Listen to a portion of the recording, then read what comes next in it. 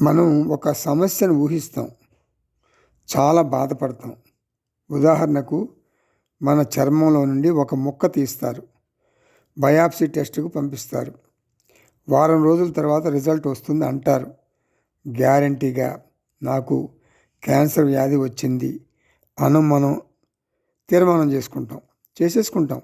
నిద్రలేని రాత్రులు గడుపుతాం. మైండ్కి అంత పవర్ ఉంది, అలా చెడును ఊహించుకోగలదు. బయాప్సీ రిపోర్ట్లో ఏమీ లేదు, అంతా నార్మల్ అంటాడు డాక్టర్. డాక్టర్ గారు, నేను టెన్షన్ నుండి ఇప్పుడు చాలా రిలీఫ్ పొందాను అంటాం. రిలీఫ్ దేని నుండి? క్యాన్సర్ నుండి. లేని క్యాన్సర్ నుండి, ఊహాజనిత క్యాన్సర్ నుండి మనం రిలీఫ్ పొందాం. కొన్ని రోజులు ఆనందిస్తాడు, ఆ తర్వాత అది ఒక అల్పమైన విషయం అవుతుంది.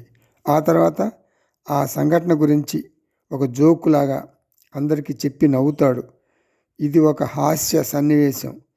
అలాగే మోక్షం వచ్చినందుకు మొదట్లో ఆనందం ఉంటుంది, ఆ తర్వాత ముక్తి అనేది మామూలు వ్యవహారం అయిపోతుంది.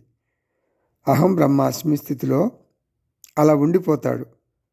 కొత్తగా ముక్తిని పొందినవారు ఆనందంతో గంతులేస్తారు అంటున్నాడు అష్టావక్ర మహర్షి.